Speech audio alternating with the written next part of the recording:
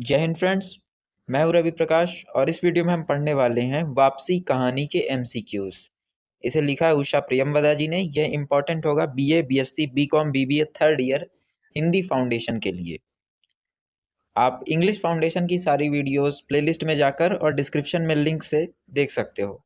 आप नोट्स के लिए मेरा टेलीग्राम चैनल ज्वाइन कर सकते हो, जिसमें मैंने सारे नोट्स अपलोड कर दिए हैं। चलिए बढ़ते हैं एमसीक्यूज की तरफ। पहला, वापसी कहानी के लेखक कौन है? बा उषा प्रियमवदा। दूसरा, वापसी कहानी का प्रमुख पात्र है स गजाधर बाबू। तीसरा, गजाधर बाबू के कुल कितने बच्चे थे? 4, सी नंबर। 4, गजाधर बाबू किस नौकरी से रिटायर हुए थे? सी, रेलवे की। 5, गजाधर बाबू के बड़े बेटे का नाम है? बी, अमर। 6, गजाधर बाबू ने अपनी नौकरी में कितने वर्ष अकेले व्यतीत किए थे? बी, 35 वर्ष। 7, उषा प्रियमवदा का जन्म कब हुआ था? सी, 24 दिसंबर 1930। 8, उषा प्रियमवदा का जन्म कहाँ हुआ था? डी, कानपुर में। 9, गजाधर बाबू अपने घर क्यों लौट रहे थे? बी नंबर, सेवानिवृत्ति की वजह से। सेवानिवृत्ति का अर्थ होता है रिटायरमेंट। 10, घर लौटने पर गजाधर बाबू ने क्या महसूस किया? सी, वे अवांछित मेहमान थे। 11, इनमें से कौन सी चारित्रिक विशेषता गजाधर बाबू पर लागू नहीं होती? सी, गुस्सैल। गजाधर बाबू गुस्सैल नहीं थे, ये उनके चरित्र की विशेषता नहीं है। 12, गजाधर बाबू अपना घर छोड़कर वापस क्यों चले जाते हैं? बी, अपने परिवार से उपेक्षा महसूस कर रहे थे। 13, गजाधर बाबू का परिवार किस तरह का था? सी, शिक्षित, शहरी और मध्यम वर्गीय। 14, वापसी कहानी में गजाधर बाबू की वापसी कहाँ होती है? ए नंबर, रेलवे की नौकरी से गजाधर बाबू की वापसी हो रही है। 15, गजाधर बाबू कैसे व्यक्ति थे? बी नंबर, बहुत स्नेही और आकांक्षी। 16, रेलवे की नौकरी से सेवानिवृत्त होने के बाद गजाधर बाबू के अलावा कौन सबसे अधिक दुखी हुआ था? स, गजाधर बाबू का सहायक गणेशी। 17, गजाधर बाबू के लिए मधुर संगीत क्या था? स, पटरी पर रेल के पहियों की खटखट। 18, गजाधर बाबू ने दोबारा नौकरी करने का फैसला क्यों किया? अ, परिवार की उपेक्षा के कारण। 19, वापसी कहानी में किसकी वापसी होती है? अ नंबर, एक सेवानिवृत्त रेलवे कार्मिक गजाधर बाबू की। 20, वापसी कहानी की भाषा शैली क्या है? डी, दैनिक प्रयोग में आने वाली सरल भाषा है। आप इसकी कहानी को पिछली वीडियो में जाके पढ़ सकते हो, काफी अच्छी कहानी है, डिटेल में आप समझ जाओगे। 21, परिवार वालों ने गजाधर बाबू के रहने की व्यवस्था कहाँ की थी? ब नंबर, कोठरी भंडार घर में। ध्यान रखेंगे, पहले उनकी चारपाई बैठक में रखी गई थी, फिर थोड़े समय बाद उनकी व्यवस्था कोठरी में कर दी गई है, भंडार गृह में, उनकी पत्नी के कमरे में। 22, गणेशी ने गजाधर बाबू के लिए क्या बनाया था? सा, बेसन का लड्डू। 23, बच्चों की पढ़ाई के कारण गजाधर बाबू की पत्नी को अधिकतर कहाँ रहना पड़ता था? द, बच्चों के साथ शहर में, जबकि गजाधर बाबू रेलवे क्वार्टर में रहते थे। 24, गजाधर बाबू का आसपास के लोगों से कैसा व्यवहार था? अ, मधुर व्यवहार। 25, घर खर्च कम करने की सलाह पर गजाधर बाबू की पत्नी की क्या प्रतिक्रिया थी? ब नंबर, पत्नी को कोई सहानुभूति नहीं थी, काफी रूखा जवाब था। 26, बहू के चौका खुला छोड़ने पर बिल्ली द्वारा क्या गिर गया था? स, चौके में रखी दाल। चौका मतलब रसोई घर आप कह सकते हो। चलिए 27 बसंती ने कैसा खाना बनाया था? ब नंबर जिसे कोई खा ना सके। अगर आपको अभी एमसीक्यू समझ में नहीं आ रहे हैं, मैं आपको हाईली रिकमेंड करूंगा कि आप इसकी स्टोरी देख के आओ। लेक्चर नंबर 2 इसका देख के आना, तभी आपको ये एमसीक्यूज बड़ी इजीली समझ में आएंगे। बिना कहानी पढ़े एमसीक्यू समझ में नहीं आएंगे। 28 अमर अब अलग होने का क्यों सोच रहा था? स अब इस घर में अमर के दोस्तों की महफिल नहीं जम पाती थी।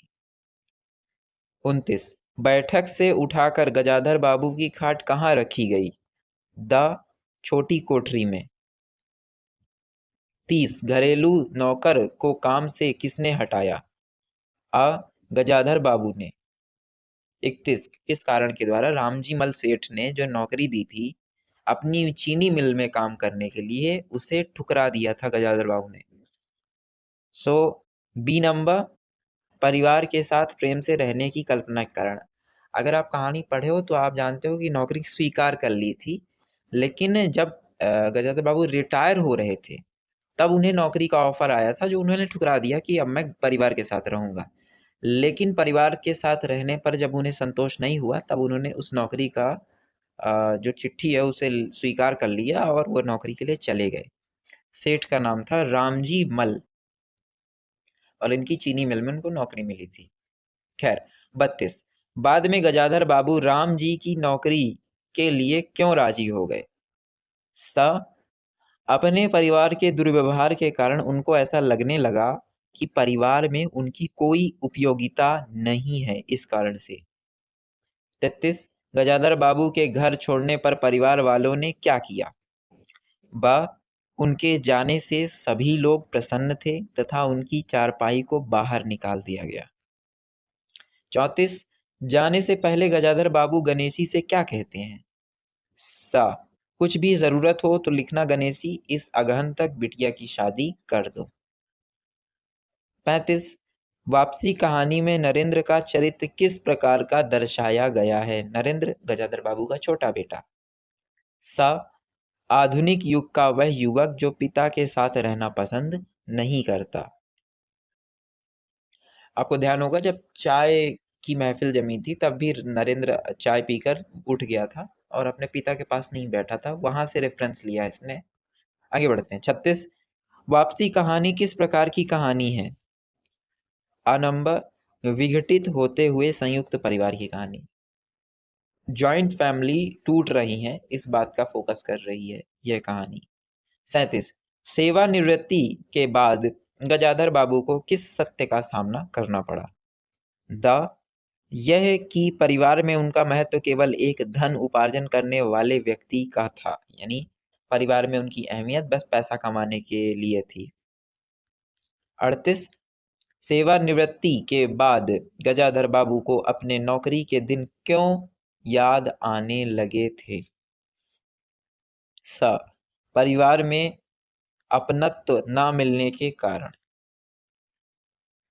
39 गजाधर बाबू ने चाय बनाने के लिए किससे कहा और कहाँ जाकर बैठ गए? द नंबर बसंती से चाय बनाने को कहा और बाहर बैठकर चाय पीने लगे। 40 खाना न खाने का गुस्सा नरेंद्र ने किस पर उतारा? ब नंबर गजाधर बाबू पर। 41 गजाधर बाबू प्रायः बैठक में ही क्यों रहते थे? अ नंबर क्योंकि मकान छोटा था। जब गजाधर बाबू परेशान होकर चुप रहने लगे तो उनका हाल किसने पूछा? द नंबर उनकी चुप्पी का कारण किसी ने नहीं पूछा। 43 गजाधर बाबू ने अपनी नौकरी में कितने वर्ष अकेले व्यतीत किए थे? आ नंबर 35 गजाधर बाबू के स्वभाव की दो विशेषताएं बतलाइए। स नंबर ए और बी दोनों। वे स्नेही व्यक्ति थे तथा स्नेह की आकांक्षा रखते थे। वे परिवार के सदस्यों के साथ मनोविनोद करना चाहते थे, हंसी मजाक करना चाहते थे। ये दोनों ही उनकी विशेषता है। 45 इनमें से कौन गजाधर बाबू की पुत्री थी? सो स नंबर बसंती। ध्यान देंगे इनकी एक और पुत्री थी कांति, उसको भी ध्यान रखेंगे, हो सकता है वो भी आ सकता है। 46 उषा प्रियमवदा की कहानी वापसी का प्रतिपाद्य विषय है? ब पारिवारिक विसंगतियां, परिवार में होने वाली समस्याएं। 47 निम्न में से कौन सी उषा प्रियमवदा की कहानी नहीं है? तो स नंबर पंच परमेश्वर। इस तरह से हमने वापसी कहानी के एमसीक्यूज को कंप्लीट कर लिया है। इस कहानी का मेन फोकस एक ऐसे व्यक्ति पे है जो रिटायर हो गया है। हर इंसान अपने जीवन में हीरो बनना चाहता है, नायक बनना चाहता है। अपने जीवन में उसे ऐसे लोग चाहिए जो उसकी कीमत समझें। जब इंसान को ऐसा लगता है कि उसकी कोई वैल्यू नहीं बची है, तब वह इंसान हताश हो जाता है। गजाधर बाबू के साथ भी यही हुआ है। जब वह अपनी सर्विस छोड़ करके रिटायर होकर एक्चुअली जब वह घर आते हैं तो उनकी ज़्यादा वैल्यू की नहीं जाती है, क्योंकि घर वालों ने उनके बिना जीना सीख लिया था। ये बात गजाधर बाबू को पसंद नहीं आती, क्योंकि वह जिस वातावरण में रहे हैं उस वातावरण में वह मेन है, नायक है अपने जीवन के, और जब उन्हें साइड लाइन कर दिया जाता है तब उन्हें यह बिल्कुल अच्छा नहीं लगता है, और इस कारण से वह अपने परिवार को छोड़कर चले जाते हैं। खैर, आप इसके बाकी दोनों पार्ट्स भी देख लीजिएगा, इंपॉर्टेंट फैक्ट्स के लिए आपके काम आएंगे। पढ़ते रहिए। जय हिंद।